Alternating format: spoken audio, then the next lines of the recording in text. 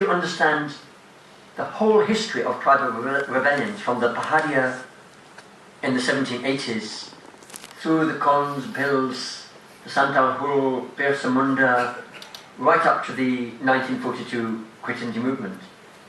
The essence of all of those rebellions was in trying to reclaim the rights to the forest and the basic traditional rights to the land. So many other things happened. I mean, even like the Arthashastra formed a policy of where kings would use tribal people to fight as buffers against each other, and that happened for a long time. But I would say the British rule by the concept of private property, and especially, as it were, nationalising the forest and making it the government's eminent domain or whatever, that formed the basis of change that instigated these rebellions, that formed one strand of what is happening now.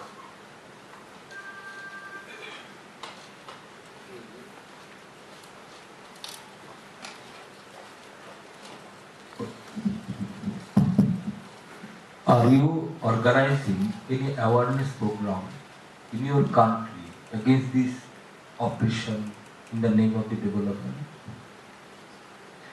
When you are talking that Vedanta and Ashoka, everything. Yeah, of course I'm doing. Awareness program through your writing or any form in your country. Absolutely.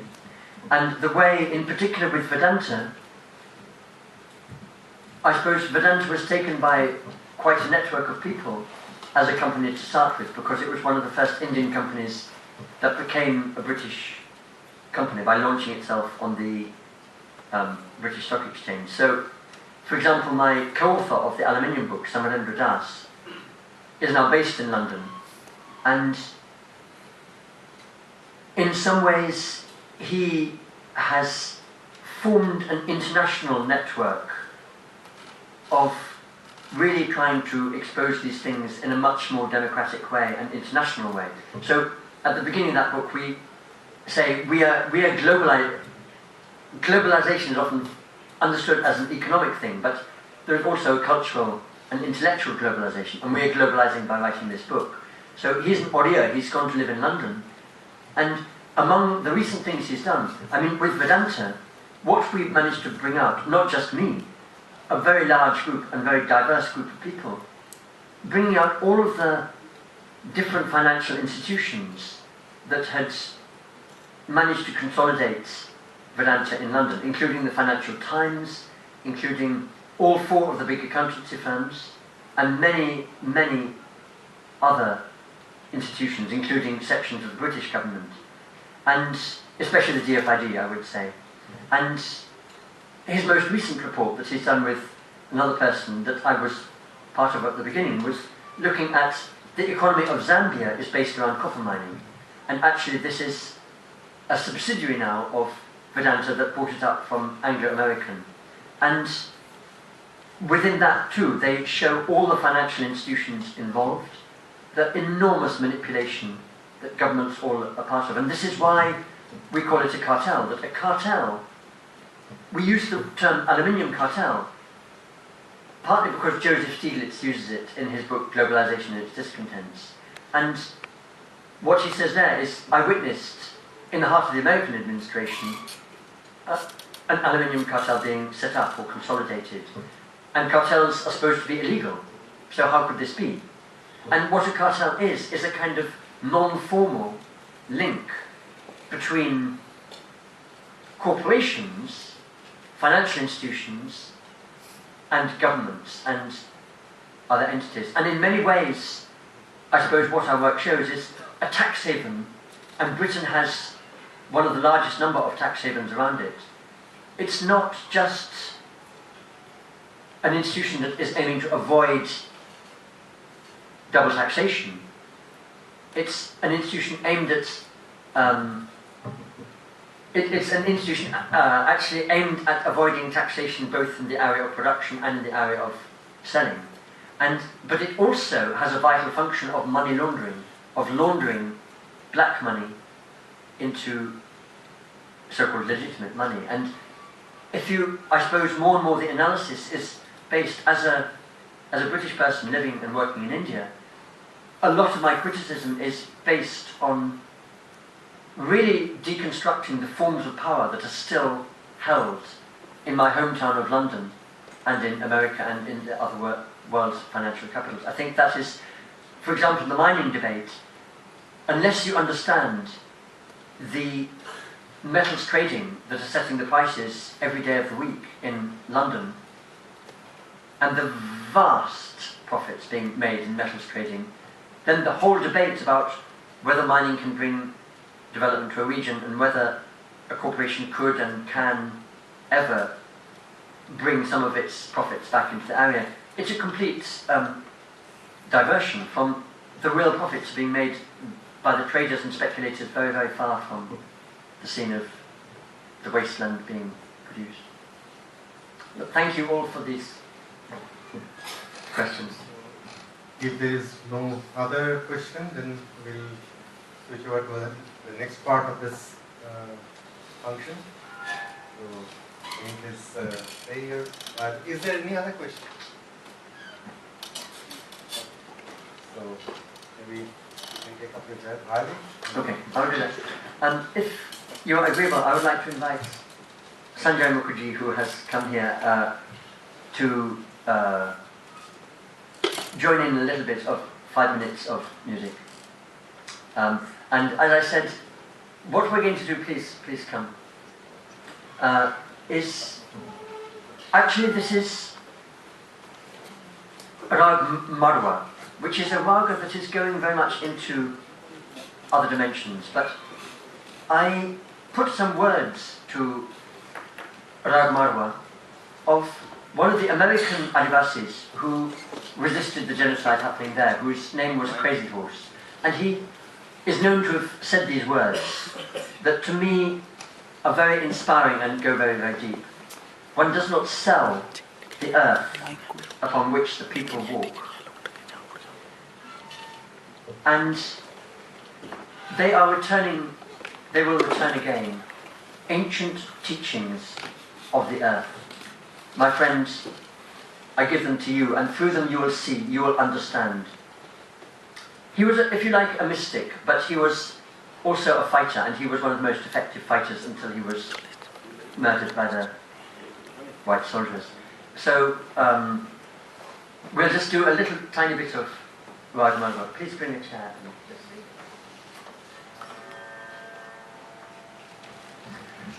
Basically, I only do the work I do thanks to the music practice I do. I would say, actually, that I practice both Western and Indian classical, and the forms of knowledge of being able to speak like this, for me, the power comes from music. And if we are to kind of heal the injustices that are there in society, I believe music is going to have a huge role in this. So, I ask Sanjay Mukherjee, who is a professor at Seramore College in botany, but has joined me in this endeavour of using music, to join me in just a couple of minutes of Rag Marwa, and then going into the violin. After which I'm going to play and sing a much lighter song to leave on a much lighter note.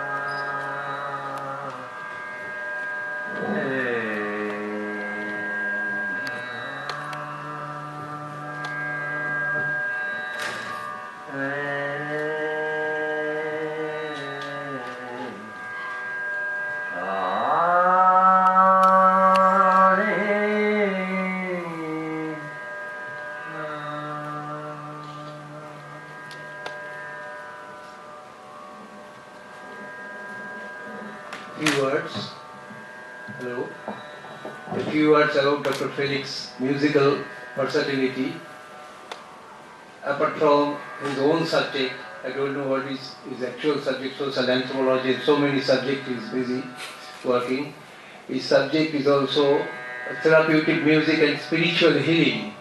Music is also a part and parcel of Dr. Felix, and he is very much interested to take up Indian classical music. He's proficient in that, and somehow he is researching to introduce some sonic tablets so that to combat with any type of psychosomatic disorders and with some kind of spiritual healing, and it is also related with this ecological concept, holistic ecological concept. That's why Dr. Felix is trying to impart something. Dr. Felix.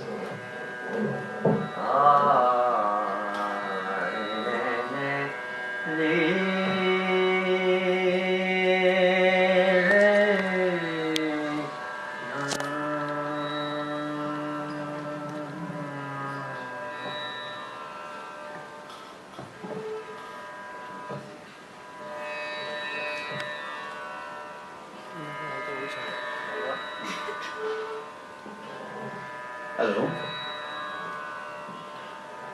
Marwa, you want to do? The Marwa is a very critical luck.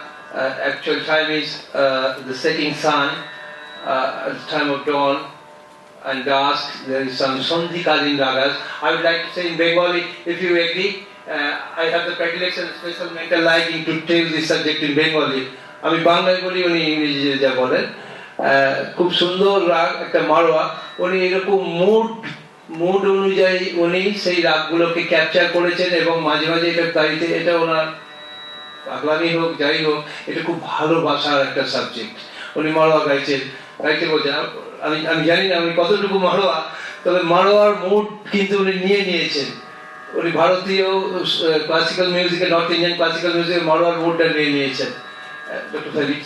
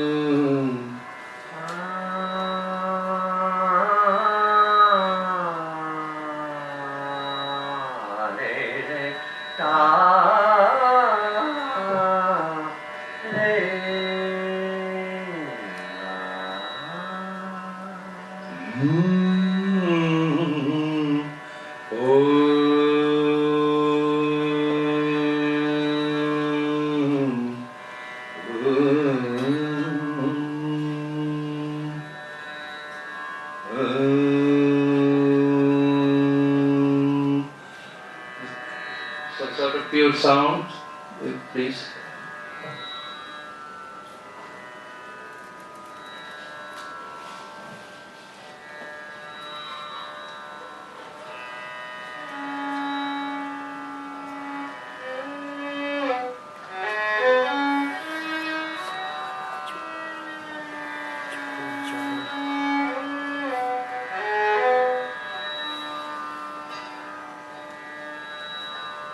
One does not sell the earth upon which the people walk. One does not sell the earth.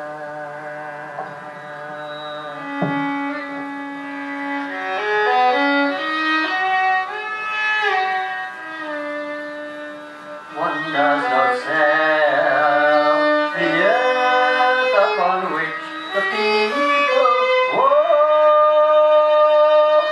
One does not sell the earth. They are returning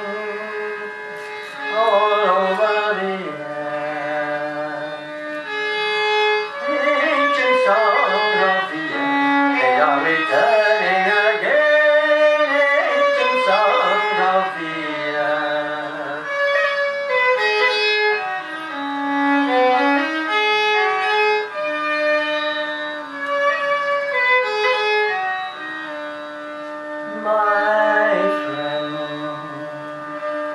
They are returning, I give them to you.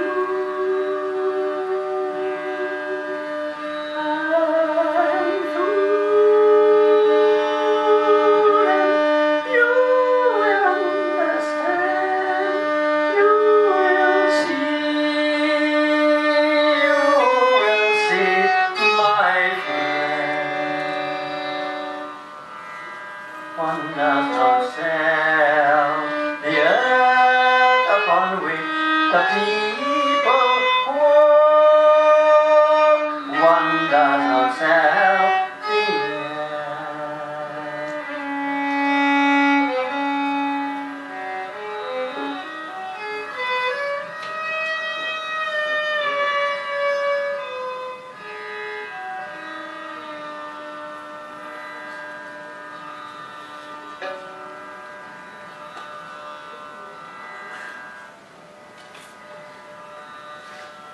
Thank you. This is a song, to me the words go so deep, so I hope you enjoyed it.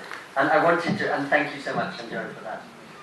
I wanted to end on a much lighter note with a song maybe saying a similar thing, but in the words of Bob Dylan, that I'm sure some of you will know this song.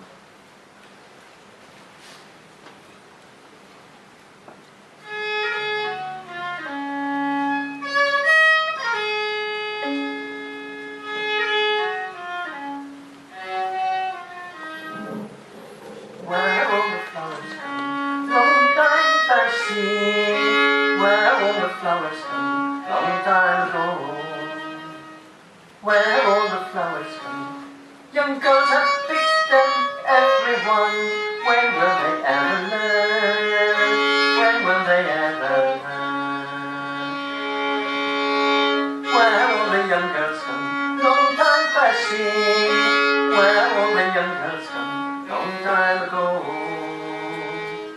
Where all the young girls come, they've gone for husbands, everyone. When will they ever learn?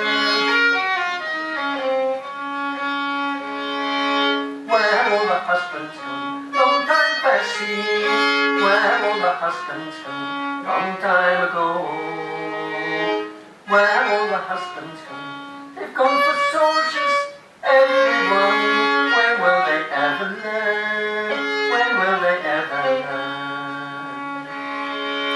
Where all the soldiers come, long time passing. Where all the soldiers come, long time ago. Where all the soldiers come, they've gone to graveyards, everyone. When will they ever learn? When will they ever learn? Where all the graveyards come, long time passing.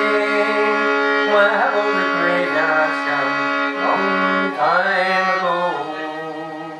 Where all the graveyards come, they've gone to flowers, everyone. When will they ever learn?